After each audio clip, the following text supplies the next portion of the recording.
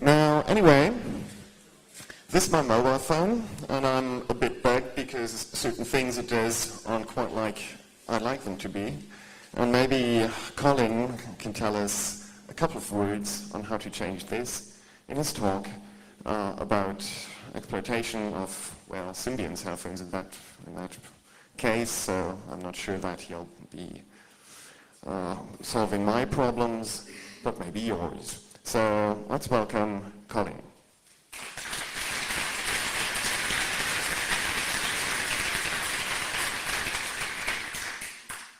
Hello? Okay.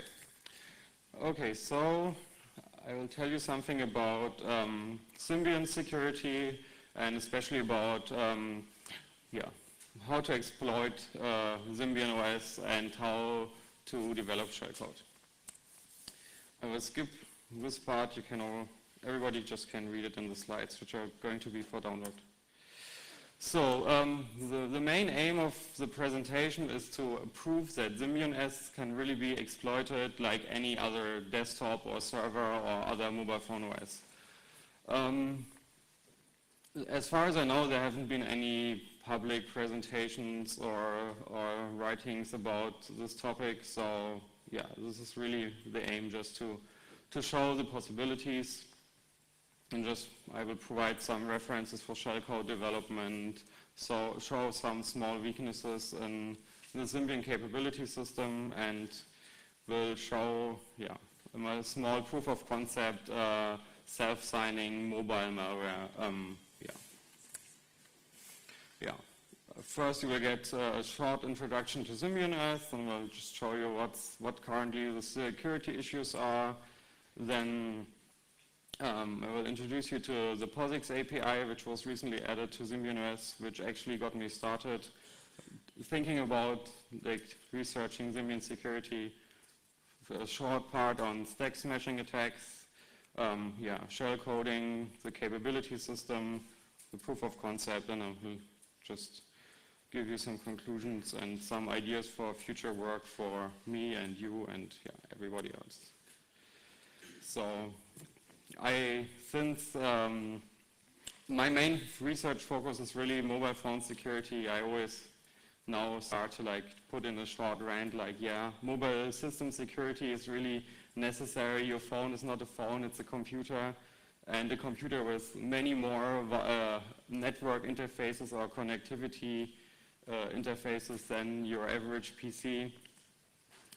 And you can lose real money and really easy if your cell phone is being attacked. So it's a real issue, and some people still think whatever, I just punch in 10 numbers and make a call, and but that's not the thing anymore. It's a computer. And as far as I know, or as I guess, there are really more cell phones out there than personal computers. So if you say it's like a small area, it's not. It's cell phones are, or especially smartphones are, the thing to attack if you want to go into the math. Oops. Sorry. So the Symbian is interesting because it's really the major smartphone operating system. It really has about 50%, I think it's just a little bit lower now, but it's about 50% of the smartphone market. So not all mobile phones, of course, but really the smartphone stuff, it's really this thing. So if you want to do hardcore mobile phone security research, Symbian is your Windows XP or whatever. It's mainly used by Nokia and Sony Ericsson. It was recently bought by Nokia, so they will make it open source or make it free, something that Symbian is really old because it's based on the Epoch OS, which was developed by Psion some years ago. One of the interesting parts is that Symbian OS really has this it's a little bit like Linux, where you can have like your OS and a different UI system. So every hardware manufacturer basically makes their own GUI. So, but underneath it's just Symbian. It's all the same. It just the GUI system just looks totally different. So many people may just don't know that it's Symbian. The three common or more known ones are Series 60 from Nokia, the UIQ from Sony Ericsson, and the probably not known at all here in Europe is MOAP from Sharp, which they make for NTT Docomo in Japan.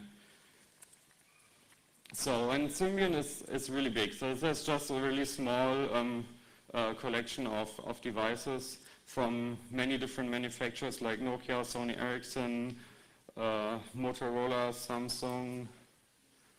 It's everywhere. So, okay.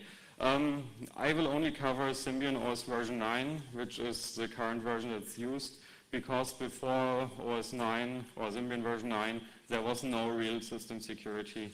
I actually looked mostly at Series 60 3rd edition, because that's the version where they really started building security really in. In short, Symbian the Symbian kernel is multi-processing, multi-threading, can do preemptive multitasking. You have memory protection, real-time support. It's a client, it's a microkernel with client-server architecture. It's a single-user system, so no root, no user. It's just one user.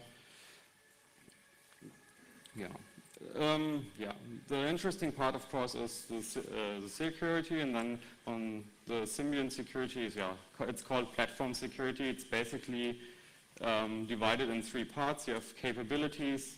So instead of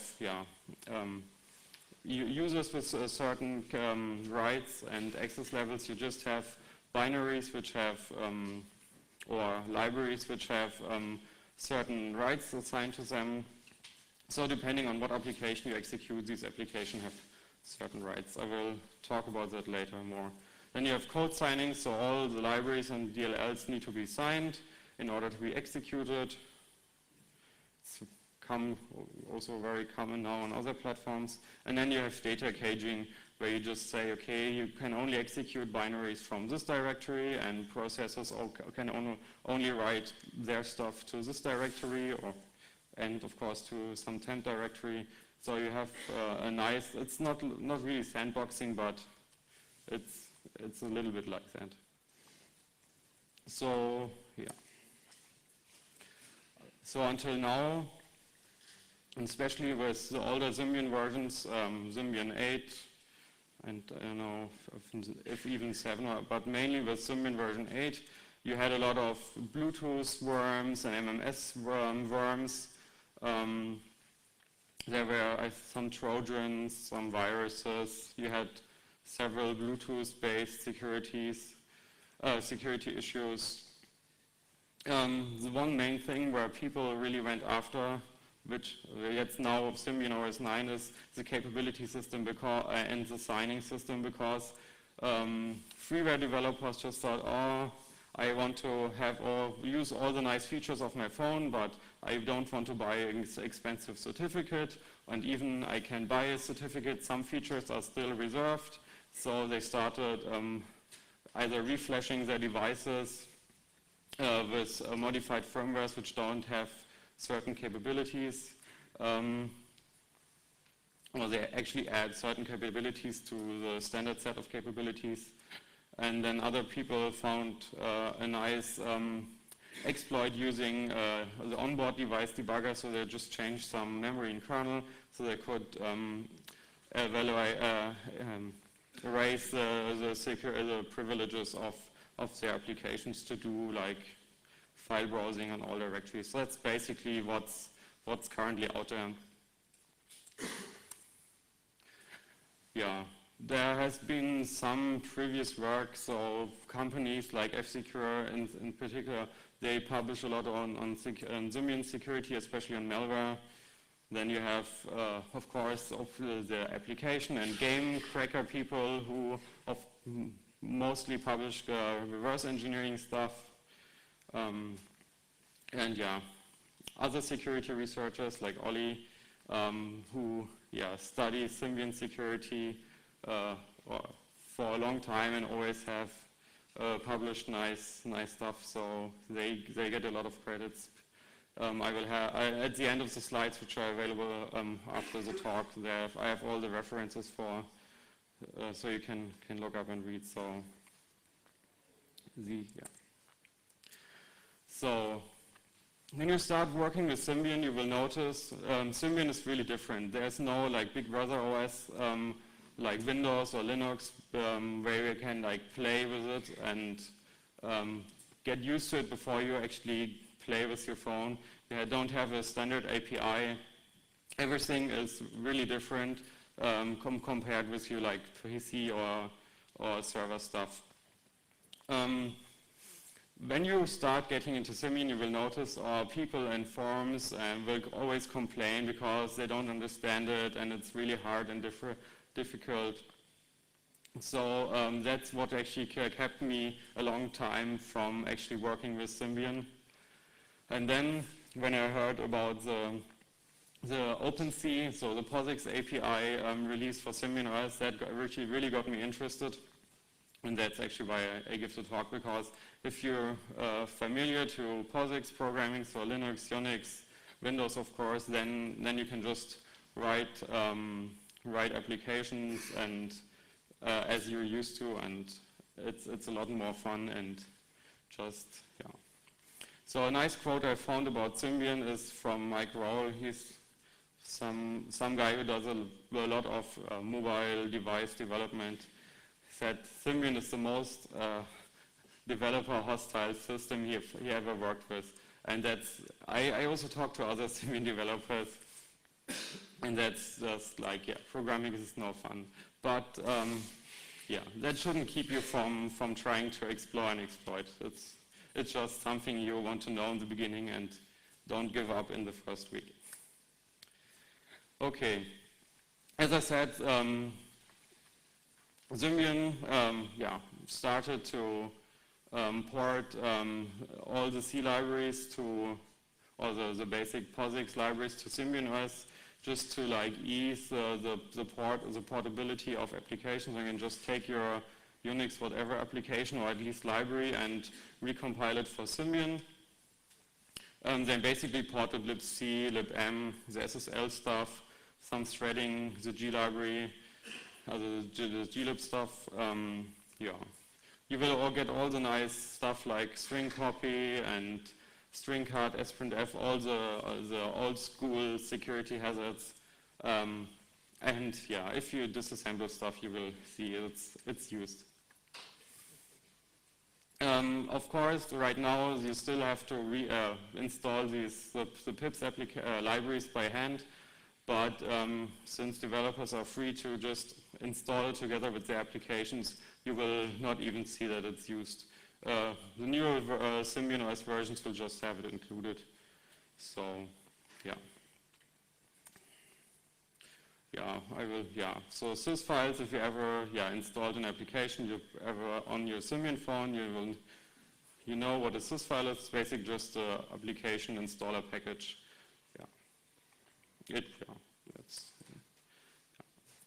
So some essential tools you want, of course, your IDE, which is free now thanks to Nokia. A nice disassembler. Best one is IDA Pro. It understands Symbian binaries. Yeah, and you want to unpack sys files, so Sysware is a good tool. An ARM assembler. I like Linux, so I just work with a standard Linux ARM cross-compiler. Of course, USB cable charger for remote debugging. And of course, you want to use a Symbian device with Wi-Fi, so you don't spend too much time and money on your GSM UMTS connection. That's what you will need. Yeah, I mainly played with these two devices. I know they're kind of old, but the author is the same, and there's no reason why not to play with them. Especially the E61 is quite nice because it's a very, very widely spread phone. Of course, for all the hardcore users, they don't use the phone anymore for, I guess, 2 years or so. But yeah, they're good to play and experiment with. So the big question when I started was, okay, didn't really anybody play with Symbian OS security and publish anything? And I really wondered why they didn't. So for one thing, that's for sure, is because everything is like in those funky C++ style stuff. You have buffer sizes and bounds checking everywhere. Everything is in Unicode. So if you're not that experienced with security, reverse engineering, shell coding, and all the stuff, it's not fun to start with. So yeah, why the other reason why people should have or could have looked at it is because you have all this the funky stuff like MMS, Symbian syncing, many third-party applications.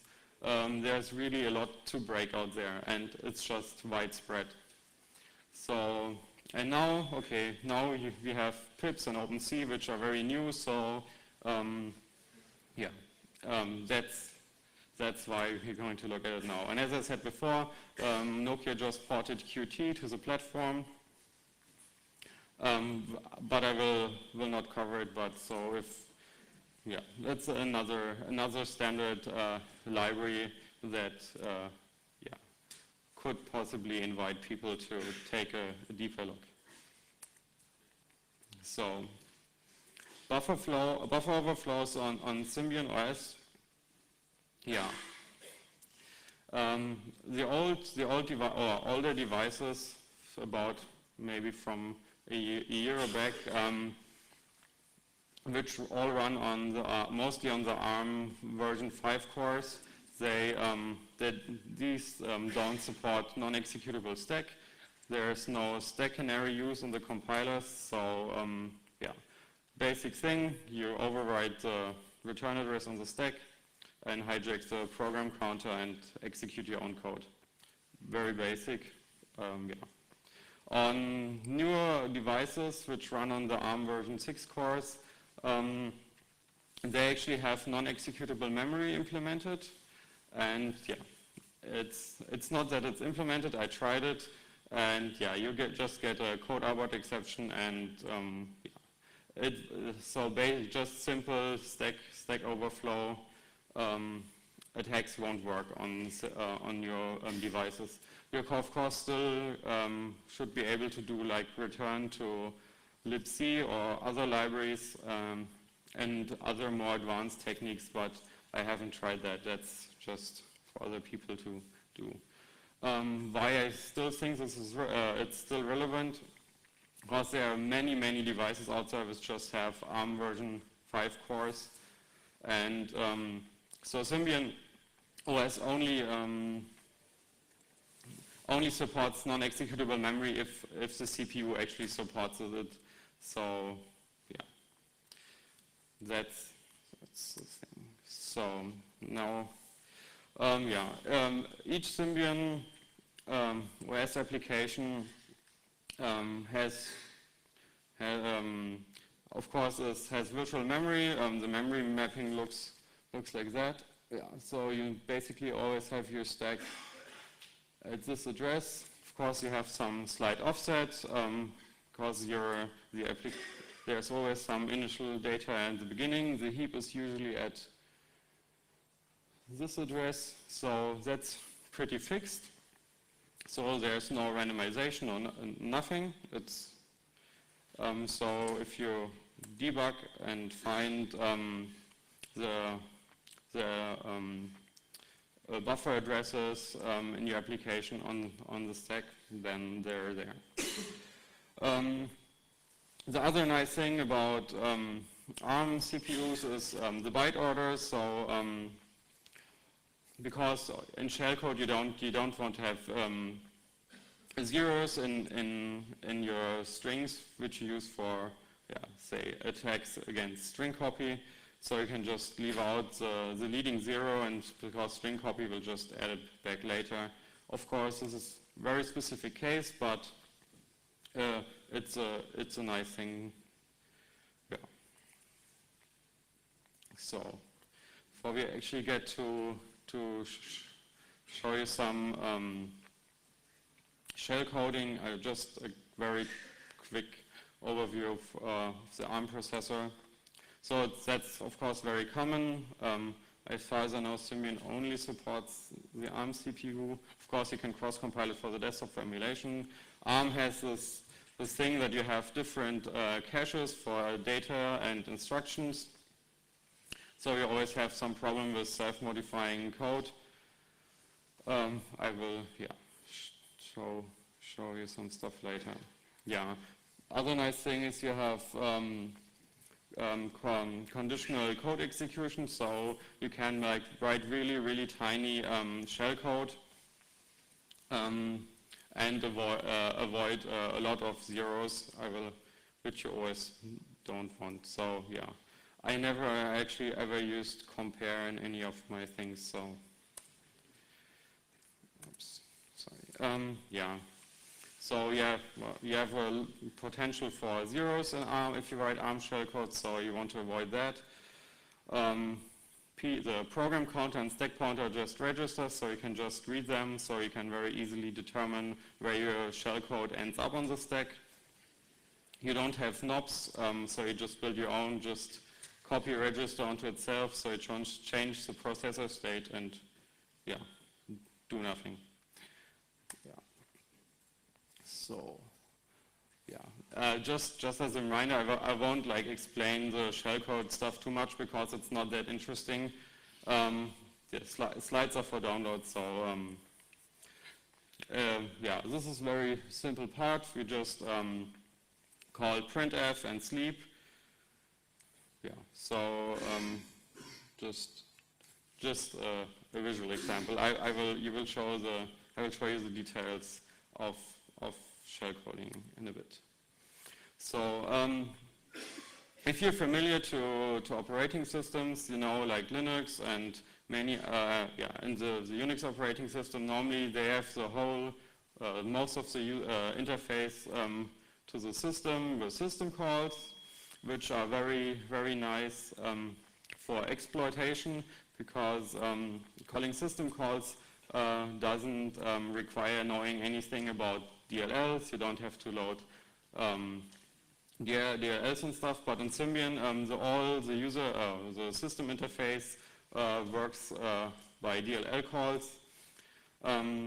So you have to use DLL, use function calls which are stored in the basic in the system interface DLL, the e-user DLL.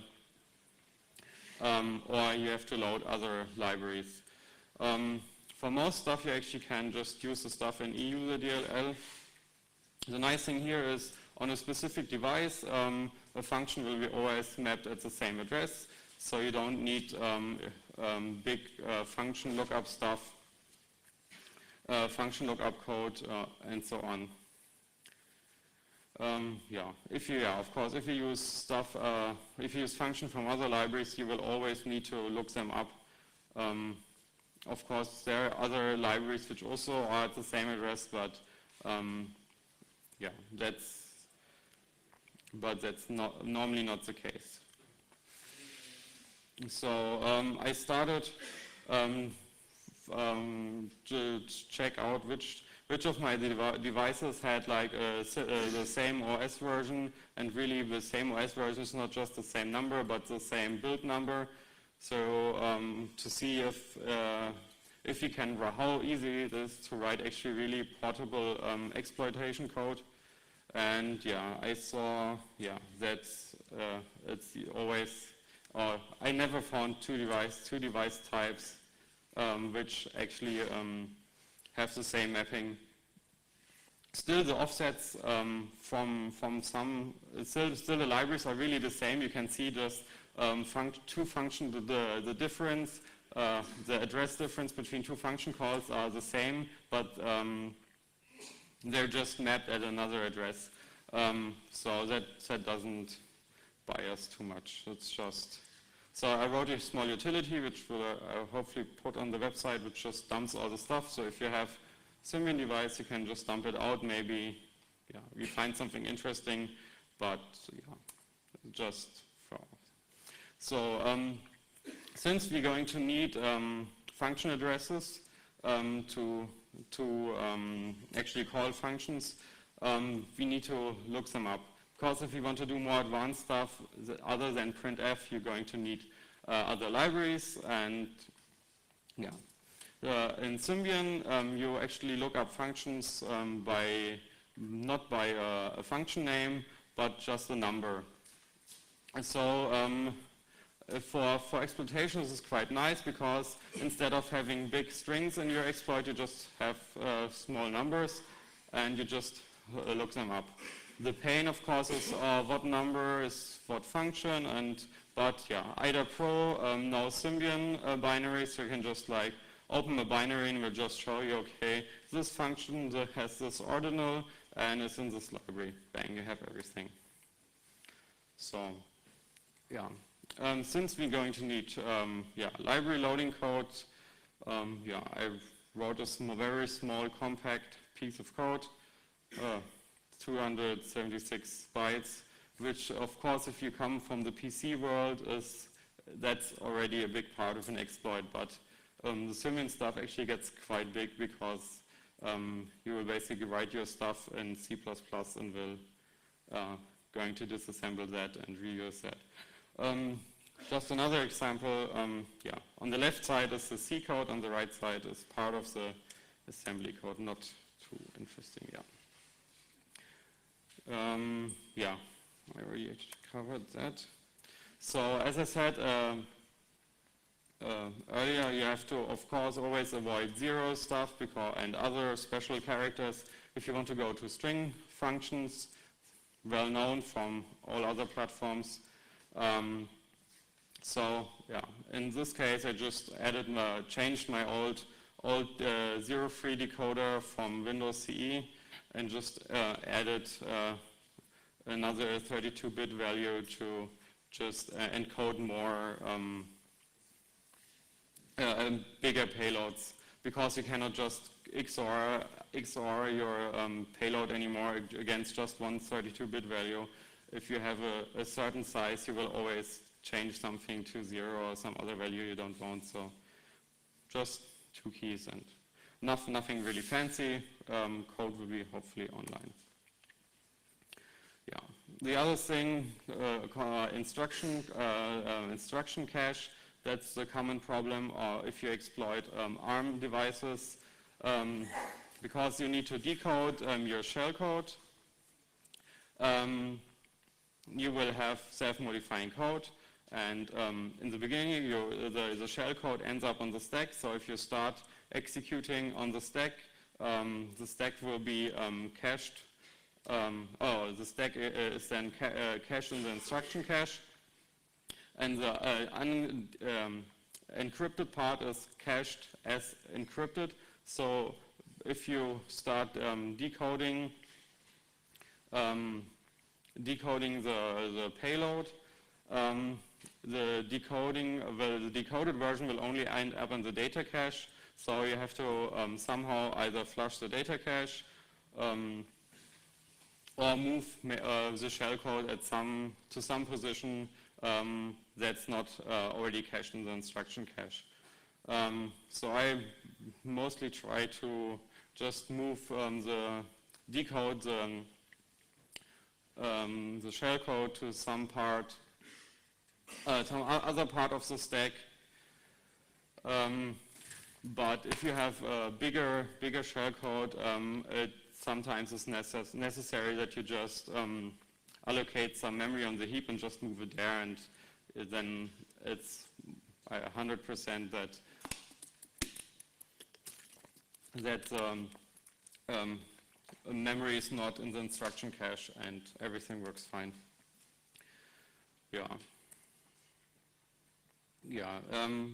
I have a lot of slides, so I'm going to skip these 2 things.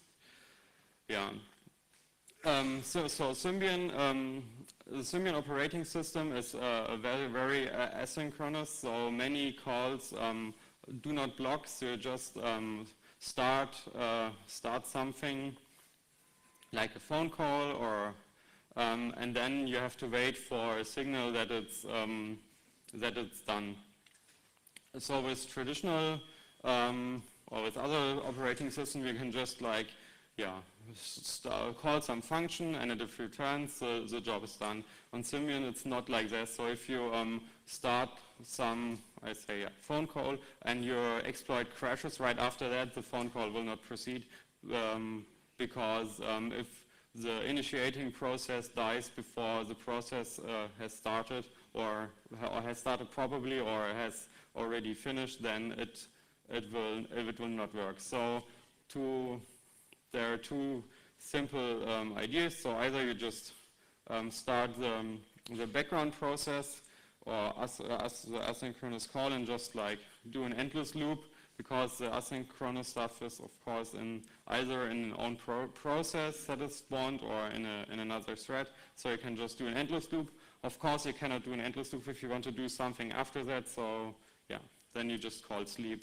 There's two things that you can do, and the asynchronous stuff in the beginning really costed me a lot of time, because I was not aware of it at certain parts of the API. So this is really something to keep in mind.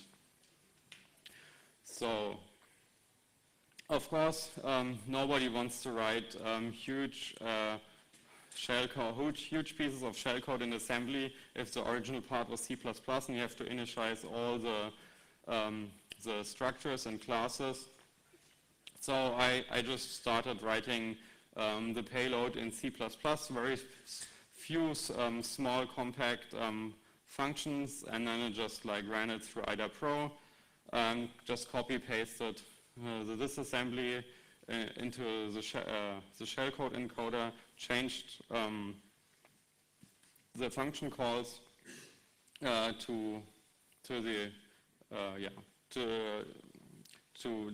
move and load feature functionality, because you cannot directly call the function call in your shellcode, because you don't have the mapping in the beginning, because that normally is done by the dynamic loader, which of course is not working for your shellcode.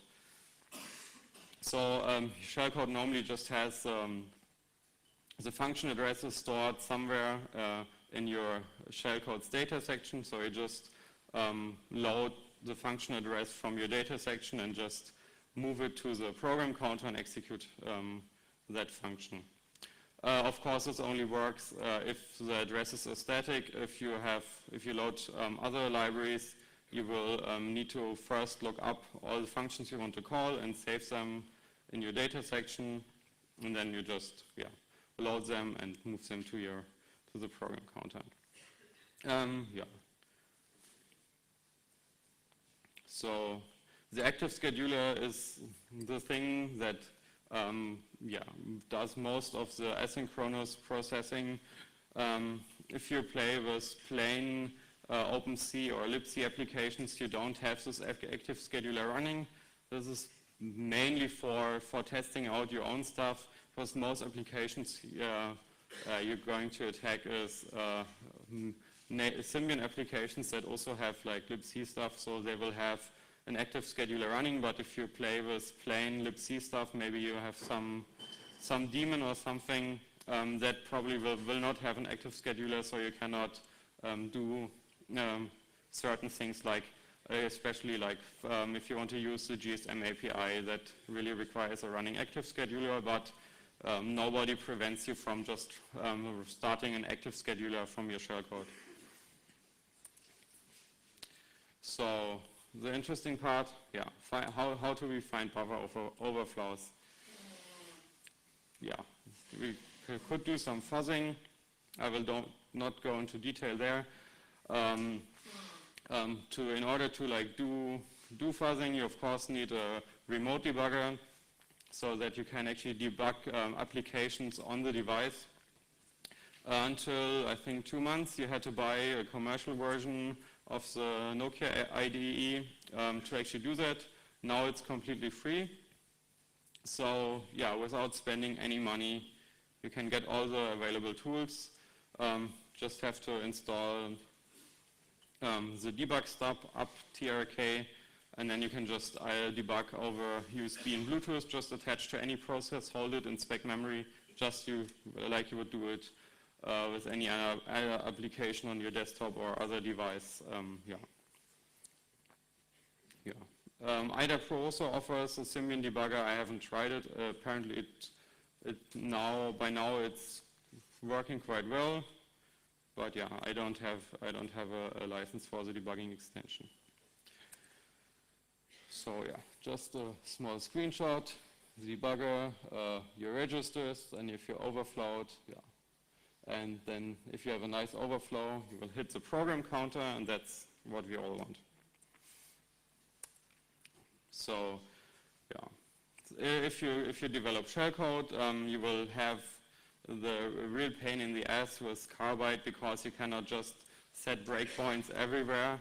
So if you want to actually debug your shellcode, you need to actually mess up your shellcode so it halts at a specific position, and you can at least backtrack to the position where your shellcode failed. So you just put an invalid instruction, run it. If you don't reach it, you know it broke before. And invalid instructions are quite nice because they don't seem to mess up too much of the registers and memory, so you can just inspect everything as it is. So now we get to the more interesting stuff. The other stuff was more like an introduction. So the Symbian capability system, as I said earlier, controls what applications can access what resources of the system. And other than on other OSs, it's not like you can really you have an API-based capability system rather than a resource. So you cannot just say, okay, this users can do everything with the network interface or this application. And so in Symbian, it's a pair API, so you can say, okay, we have this calls, this application which can start a phone call, and this application gets low-level access to the AT command set of the phone. It's quite nice, yeah. But as you see, there are also some problems. The really interesting capabilities would be all files, because that basically gives you read, write, and execute access to every file in the file system. If you have that, you can do everything you want. Then other stuff, ComDD is that exact capability which you want to have if you want to talk to the modem directly. Then you have reading and writing user data. And some of these very interesting capabilities are only available to the hardware manufacturer. So the hardware manufacturer can also sign your code to allow you using these.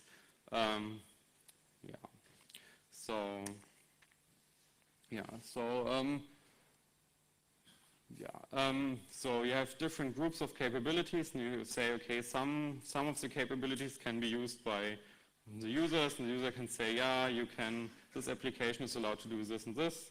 Then you have these open signed online. This is an online signing system, which I will show you later, where you can sign applications for yourself, and you get a little more stuff there because it's only for your device. And for other devices, for the other capabilities, you need to buy a certificate and pay money, sometimes even per device. So if you want to put it on 1,000 devices, you have to pay 1,000 times. That's as far as it's a real pain in the ass to work with the capability stuff. So the point was, okay, let's see what we can do with the really basic capabilities. And one of the most basic capability is the network services capability, And that capability basically allows you to use the network. It's not that you can like configure a network interface, but you can open a socket and connect. So if you want, if you have an application that's just like an instant messaging client or a web browser, you need to have this capability because you want to open a socket. So you can get this very easily. That's, I think, in the least privileged group. The problem here, what I found out is I tried, okay, what do I need to actually initiate a phone call? And it turned out that the network services capability is the capability you need to actually do phone calls, short messaging, read specific data from the GSM CPU. So I think this is a great security risk because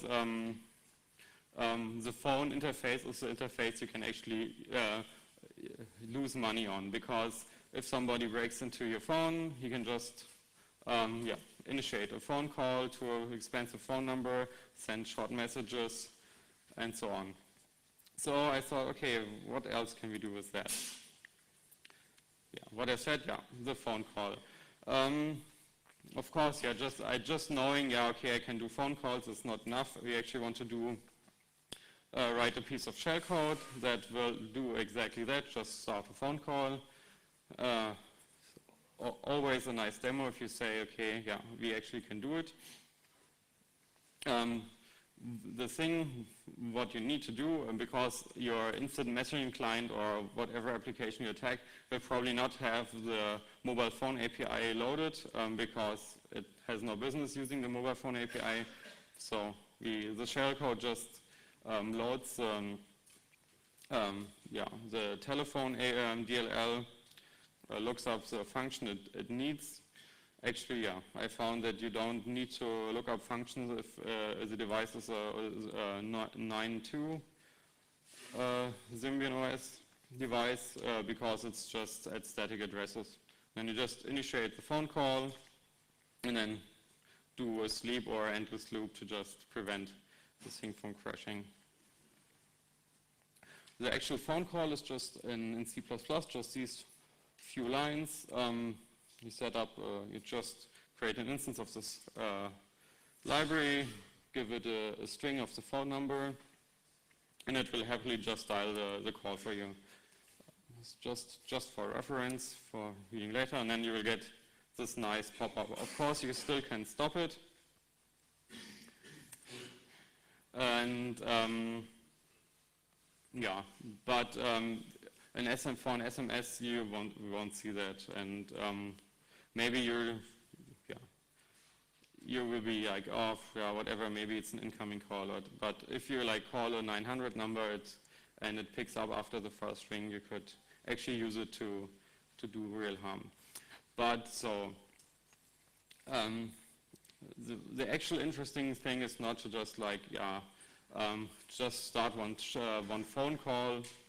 We actually want to get more privileges on the device, and of course we want to stay on the phone because after we exploited a process, we can run our own code, but we cannot just write a binary to the file system like a rootkit and just stay there, because normal processors cannot write to the sysbin directory, so you cannot just write a Trojan dropper or a rootkit and just put it there.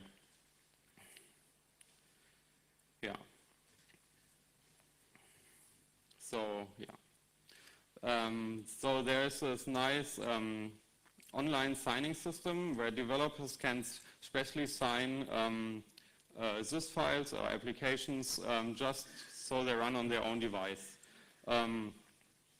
So I thought, maybe we can abuse that. So we're going to abuse that.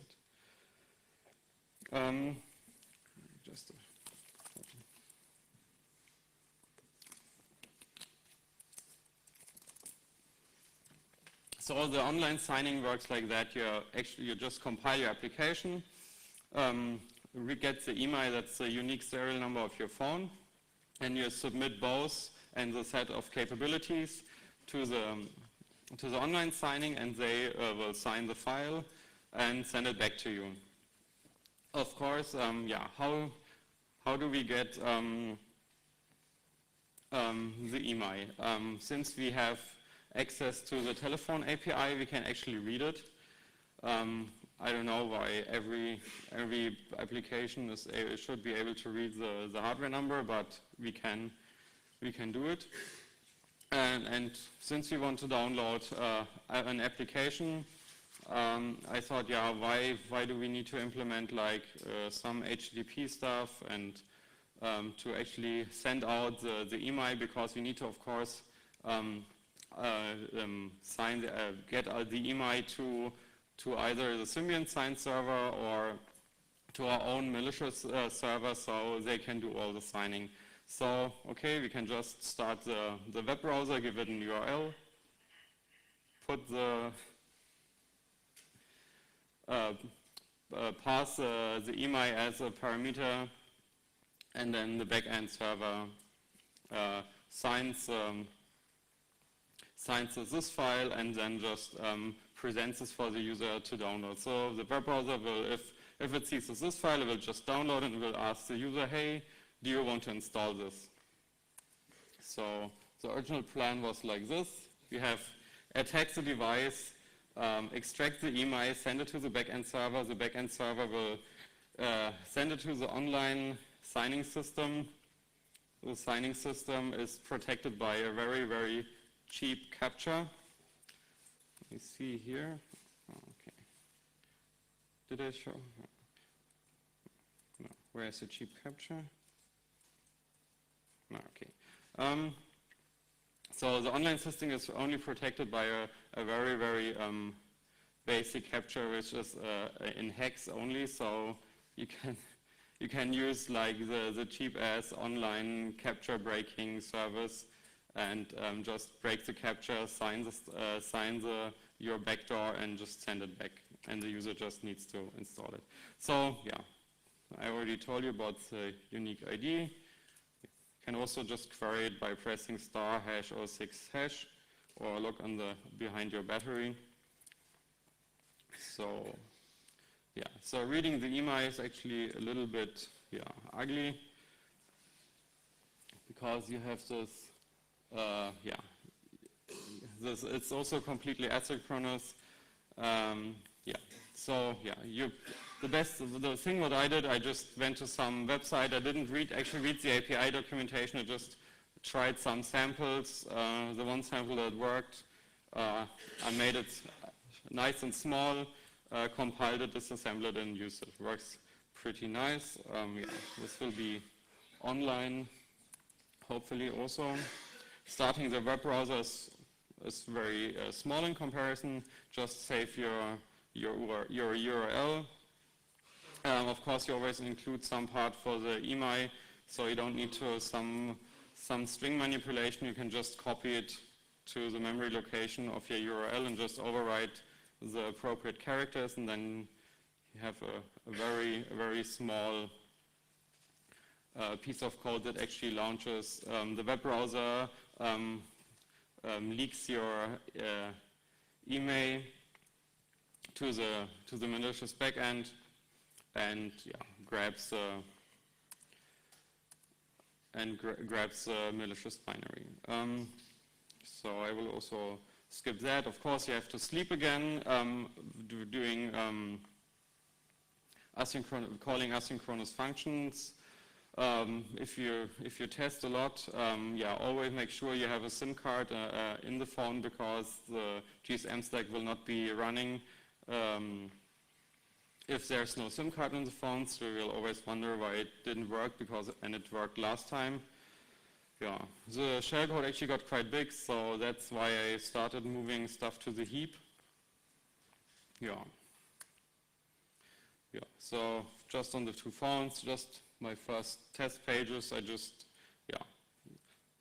exploited an application and read out the email and sent it to my server, which also shows the user agent strings, just to test that it works. And it works nicely on the devices I tested. Okay, there we have the online signing. So that's the normal the normal screen you see if you want to sign an application. You just put in the email number, your email address, upload the binary, and tell which capabilities you want, and then you have to fill out this nice captcha. The captcha is in hex only. If you see what's written underneath, letters A to F and numbers 0 to 9. So yeah, that shouldn't be a problem to break this.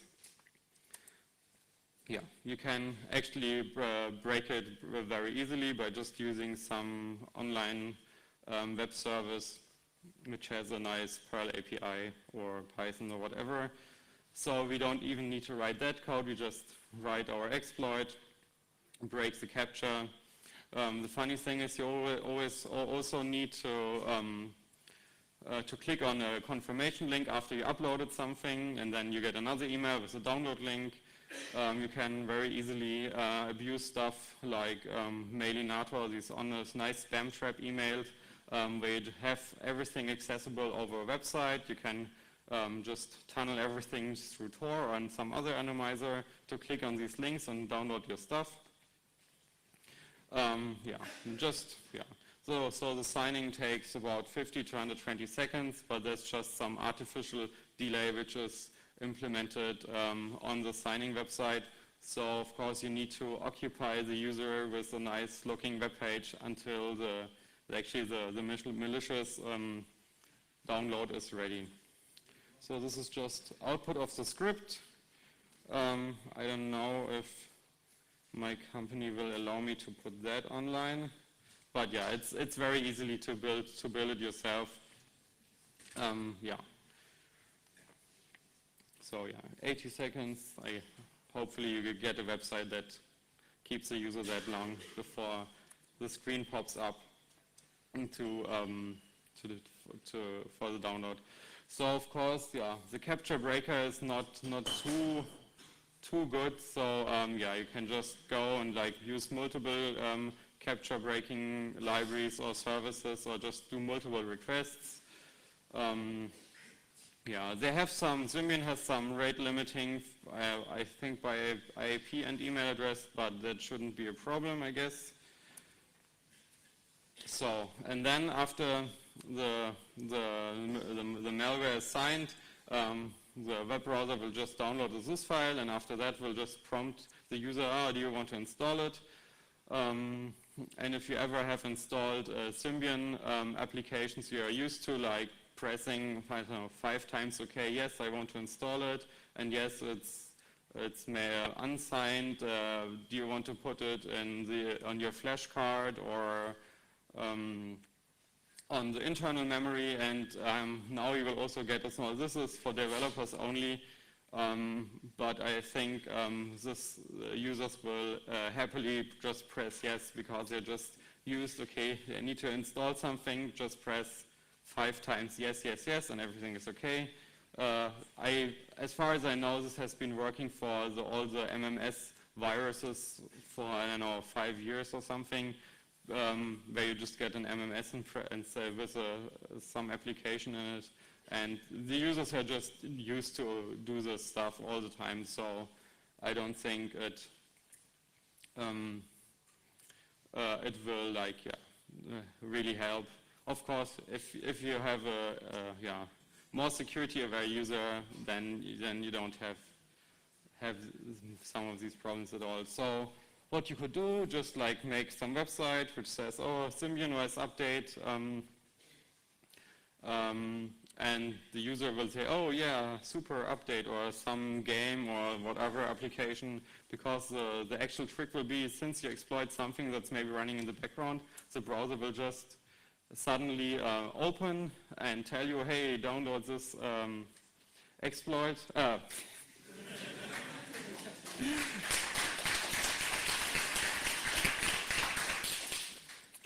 Just download this exploit, and So of course you could just do some game side or something, but you could trick the user into believing that it's something good because it just came from nowhere, and that could only be the OS, of course. So I actually wrote a very small piece of malware. It actually didn't do anything. It's just something so I can sign it and play with this. It's just listens on a TCP port, and I can like telnet into it and give him some commands. Yeah, it is always started at boot time, which is very easy in Symbian OS, and yeah, has a cheap stealth mode. It just doesn't appear in the application list, but of course you could easily find it. It's not something fancy, but it's a very good demo. You could could just add like a very simple functions like call this phone number or reboot the device or send SMS or whatever. Of course, I did not do anything. Yeah, so actually the whole exploit to read the email, start the web browser. You need to load 3 additional libraries called 26 calls. The final shell code was about 1.3K. Yeah, more or less 2 weeks to get it running completely. The scripting was more or less trivial. Just some numbers on the complexity. So what could you do if you abuse the online signing system? So of course auto start. Of course self update is always nice, or installation of other utilities using stuff like silent install, which is just another add-on library which you could of course easily embed into your malware. Of course, access to the phone network, access to the address book calendar, and possible location tracking and stuff like that. Unfortunately, the really cool capabilities are not available, but this is a good enough list, I guess, to cause some trouble. Defense of really cheap list. Of course, don't install vulnerable applications. Something new. I think the capability system could need a small fix where you separate the network capability, the network services capability into 2. So one for socket stuff and one for the GSM stuff. Probably this is kind of hard and will break everything else that already relies on that.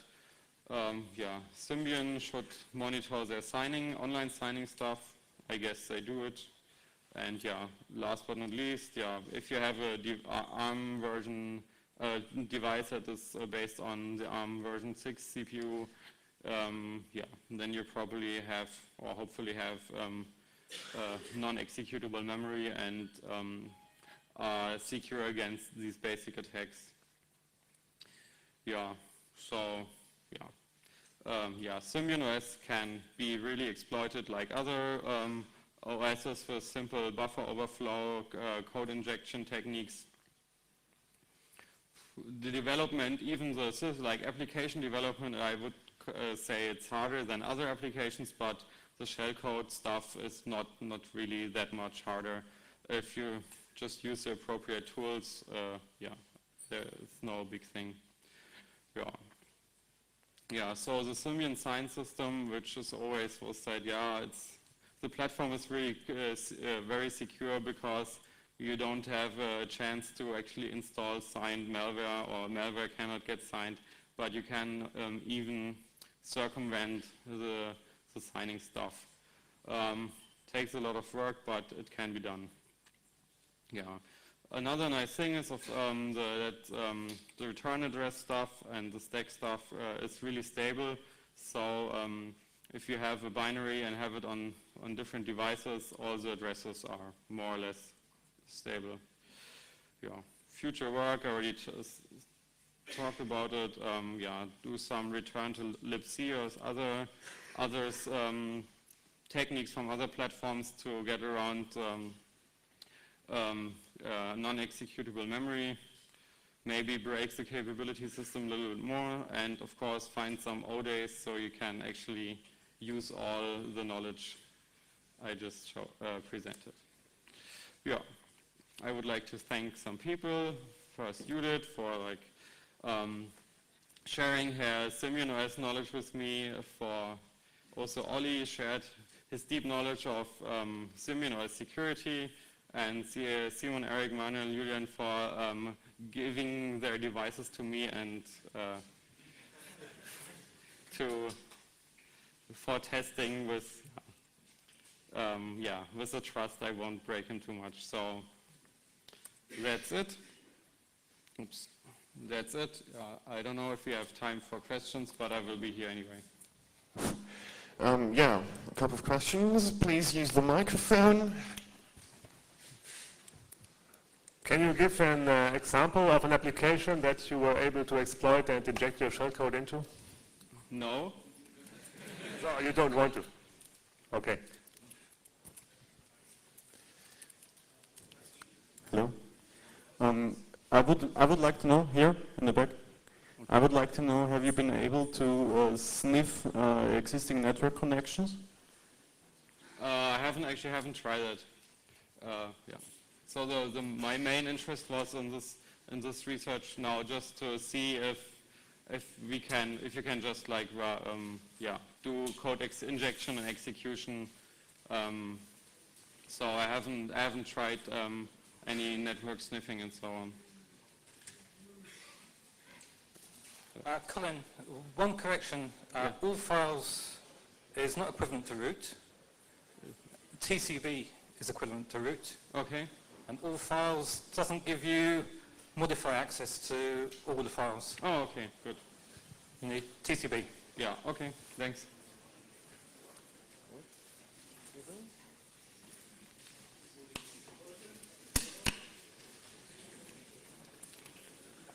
To what degree are those exploits dependent on a specific device or a specific release of the device? No, so if you want to run the shellcode on different devices, you basically just need to change the function call addresses. So they're all just, the shellcode's all built that you have at the end of the shellcode, you have a section with the addresses, so you can easily just change them for another device. With some more work, you could write the shellcode in a way that it's completely device independent. Yeah, but I haven't looked into that. Also, completely device shellcode, completely device independence would be the basis for like stuff like worms.